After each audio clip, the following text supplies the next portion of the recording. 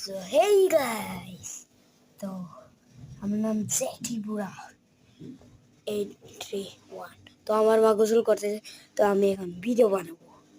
দেখুন আমি এখান থেকে পড়বো, দেখুন দেখেন থাকেন। চলুন। হ্যালো গাইস, আমরা এখান থেকে নাম চলুন।